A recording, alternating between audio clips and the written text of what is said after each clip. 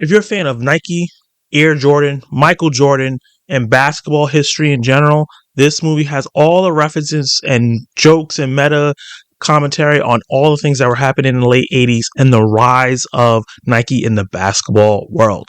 But is it told in a compelling and well-structured way? I'm going to break down in my review of Air, directed by Ben Affleck and starring Matt Damon.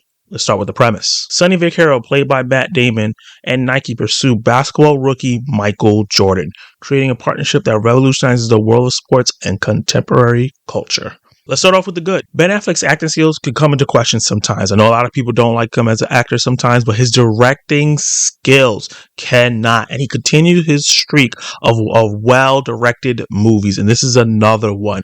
From the set design to the clothing to the way all the people in the film are a little chubbier than they usually are in real life, because a lot of the ages and stuff like that used to be just really short, chubby dudes. I really like that aspect of it. And just the way the footage was used from the old school and how they made it cloudy, how, it looks real staticky now in today's age, especially with all the HD. The set design was done really, really well and really captured the soul of it. And I think that of the 80s, especially the late 80s, and I think the people who did the music in the movie did a really great job of pricking a lot of classics and some side cuts in this movie as well to really bring you into that world. It feels like an old school movie the way it's structured, and it's depicting the 80s really well. It's a really crowd-pleasing historical drama with some humor sprinkled through it that's really trimmed down and straight to the point. The movie stars Matt Damon as Sonny, who's trying to revive Nike's failing and dying basketball division in the late 80s that is on the brink of being dissolved. Sonny is a pudgy, scrappy, basketball-obsessed scout who has a really great eye for talent, and when it looks like that Adidas and Converse have all the top players in that year's draft locked up, and Nike is struggling trying to get scraps, like a couple of players here and there for the budget that they have left for the year, he decides to go big, go ambitious, and tries to steal Michael Jordan from what it seemed like it was a done deal for him to go to Adidas. And the way all this plays out is, board meeting, phone calls, another board meeting, another phone call, maybe some driving, and you have a phone call in a car. And all that sounds incredibly boring. It's the well-written dialogue and the really great performances from not only Matt Damon, but also supporting cast that really make each scene energetic and entertaining. Chris Tucker plays Howard White. He brings a lot of the humor in the film. He is the person that's running the basketball division in Nike, and he really believes in Sonny's cause and his ambitions and really supports him, but he brings a lot of heart and fun to the film, as Chris Tucker usually does. Jason Bateman plays Rob Strasser, the person that is in charge of marketing for the basketball division at Nike. He's very direct. He's very analytical, obviously someone that's in marketing, but he fears that Sonny's big risks are going to hurt the rest of the company because the way the basketball division has been failing, they don't have a high budget. He wants to take the $250,000 that they have left to bet all on Jordan instead of spreading it across multiple players.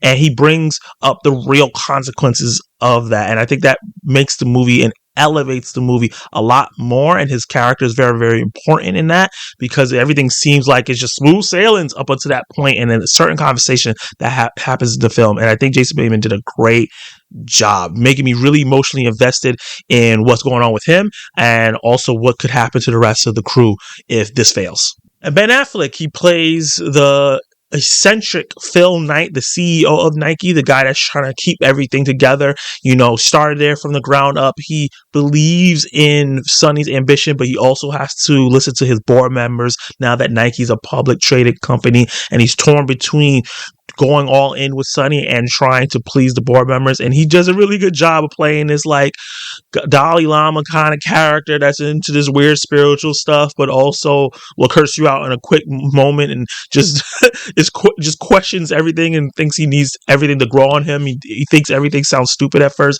I think Ben Affleck was perfect for that role. He did a really great job. And then when they showed the picture of the actual Phil Knight, he actually looks like the guy. So I think it was really good casting. But the standout performance here for the supporting cast is, of course, the great Viola Davis, who plays MJ's mom. She does a really, really, really good job of being cunning, smart, and you see why MJ is so savvy and smart and has this great upbringing because of how much of a force she is. She's on top of everything. She's not the parent that doesn't understand the dynamics of business and what is going on, and she's doing everything she can to protect her son.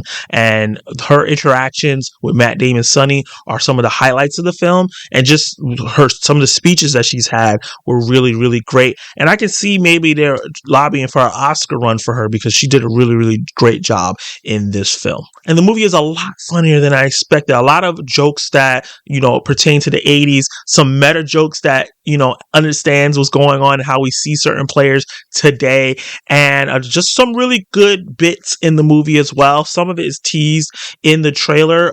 Matt Damon's Sonny going against Chris Mencia, David Falk, who's the agent of MJ, and they're having this particular conversation in the middle of the movie, and it's absolutely hilarious. It goes on for it feels like 10 minutes, and it's just this back and forth, and it looks like it was so funny. I think Chris Messina started going ad-libbing some of the jokes he was saying, and it looked like Matt Damon was breaking. And I felt, me in the crowd and the crowd that I went to go see this movie, they were all laughing really hard, and I think it was really, really good, especially since at that point the movie was really serious and everything, had a little bit of humor here and there, but that really broke it open, and the humor just continued to happen after that moment.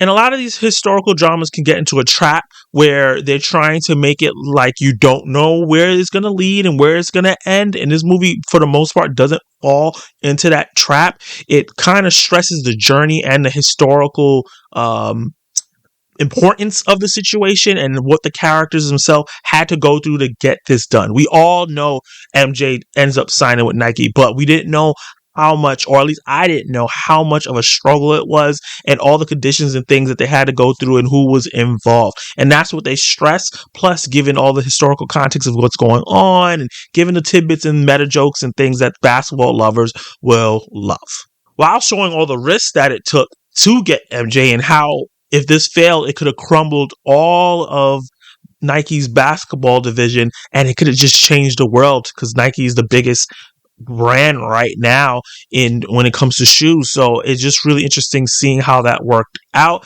while making it very entertaining to watch for basketball lovers, non-basketball lovers, and casual fans. Now let's get into the bad. So the movie starts off a bit rough. They try to set up a storyline for Matt Damon's character when it comes to gambling and stuff like that, but it never really pays off. It's kind of referenced with him taking high risk, but I didn't feel like that first 10, 15 minutes of the movie needed to be dedicated to that, because it could have been a line and you could have got it and we could have moved on, and he could have just been a character to take high risks. They never spent more time on that. We don't really get to spend a lot of time on the personal lives of these characters. It's just more of the focus on their journey and what they're trying to do to get MJ. So if they would have spent more time in the movie and dedicated more time to the personal lives of each character and tie that in and why they need this so bad on a personal level, I think that would have worked, but I don't think it works when you think about the context of the whole film. And likewise, the ending of the movie feels like it could have ended multiple times, and I was getting ready to okay, here comes the credits, and then it just kept going and going and going until it finally ended, and I was just like, okay, these scenes weren't bad, but I don't think a lot of scenes after we get to the real conclusion of the actual plot were needed. I think that there were some scenes there that they could have put on the cutting room floor, or made it an after credit scene or something, or put bloopers on the Blu-ray. I was really confused, okay, the movie's going to end here, right? And it didn't end, and I was like, okay, we're still going, but we got to the point of the movie. Why are we still going? And then it ended, and I was like, okay. So yeah, I feel like it could have been a little tighter if they cut some of those scenes out. But overall, it's not. The scenes weren't bad. It just made the movie feel longer than it needed to be. And this part is not necessarily a bad thing. I didn't personally mind it, but I could see some people being annoyed by it. But the actor that plays Michael Jordan in the film, he doesn't really talk. We don't ever see his face. We kind of see the back of his head. We kind of see a blurry side of his face, but he's never in clear view. And I guess that was a creative choice to not really make the film about MJ, because obviously it's about MJ, but it's really about the people who fought to get MJ into Nike and the focus on that. And I guess they didn't really want to cast somebody that didn't look like Michael Jordan or something like that. I'm not 100% sure why, but I can see that bothering certain people because he's there, but he's not there. So yeah, just be on the lookout for that. And that's just a little thing I want to let you know. We do not see Michael Jordan in this film. It's not really a big spoiler. Even in the trailer, they made sure not to really show him either. Let me get into my verdict. So this movie is not going to put the world on fire. It's not going to change the game. It's not it's not the most creative film in the world, but it's like an old school, crowd pleasing, feel good historical sports drama. It has all the elements for people who love the sport of basketball to love, and is funny and entertaining enough with some really solid performances for non-basketball lovers, or even if you're a casual liker of basketball, for you to still be entertained and maybe even learn some stuff about what happened with Nike and everything that changed sports history forever, and get some information on that. So overall, I was really, really entertained by this movie. I thought it was really great, and I'm going to give it a B. Did you like it? Did you hate it? What would you rate Air if you have seen it? I know my review is coming out a little bit before the movie comes out, depending on when you're seeing my review. But when you do get to see it and you're watching this review, drop in the comments below how you feel about the film. And if you have not seen the film yet and you're checking out my review, let me know if you are going to check it out based on my review. Like the video, subscribe to the channel, and hit that notification bell so you can be notified of my reviews, reactions, ranking lists, live discussions, and more. And you can watch more of my content right now.